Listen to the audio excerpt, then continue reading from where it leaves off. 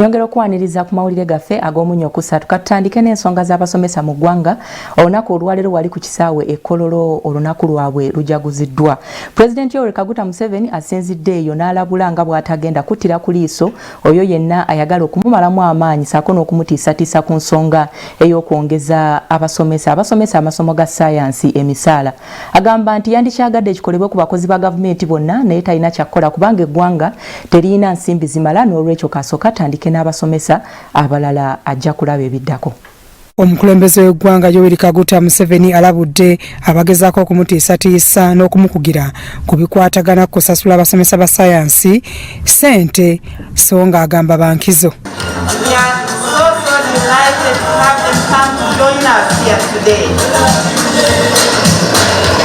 President Museveni okulabula kuno akukoledde ku kisaawe ekyennyonyi e Kololo mu kukuza olunaku lw'abasomesa olubeerawo buli nga 5 buli mwaka.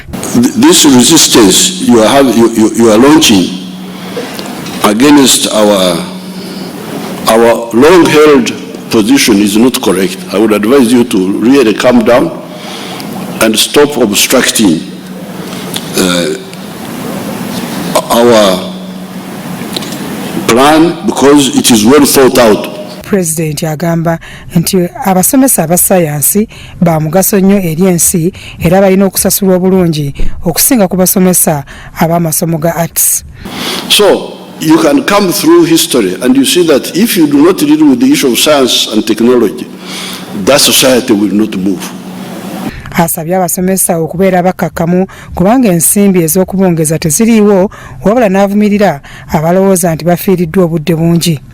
This idea we are telling you, please, we want to increase the salaries of all the teachers and of all the public servants.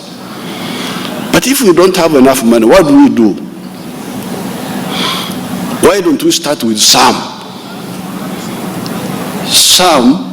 that are most needed?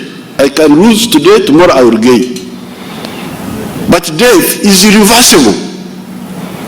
You are dead, finished. So how can you go on comparing these two, like and unlike terms, and then you say you are teachers? Minisitule y'ebyenjigiriza nga ye omukulembeze w'eggwanga Janet Kataha Museveni yasabye abasomesa okutambula n'omulembe. As a ministry, we do understand the challenges that the teachers, our frontline soldiers, are grappling with. Believe me, we pray and we believe that these challenges are not insurmountable. Indeed, to be reminded of where Uganda has come from and the challenges we have overcome as fighters of the national resistance movement, and remind them that they too are our foot soldiers in this sector and they must be strong.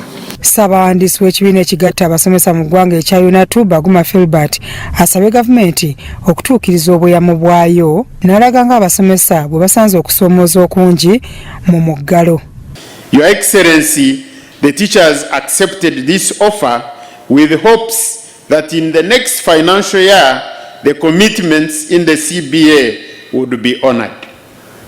Your Excellency, despite several reminders to the head of public service on government's commitment to teachers, no further progress has been made in the implementation of the collective bargaining agreement. Yet again, another broken promise to the teachers of Uganda. Ambassador wa Ireland mu Uganda ku Education Development Partners yeeyamye okwongera okukwasizaako Uganda mu byenjigiriza. Education partners, including Ireland, stand ready to work in partnership with the government to safely reopen schools and ensure that the risks are minimised for both children, teachers and their families. Biola Gabriel, Crassout TV, Omunyo.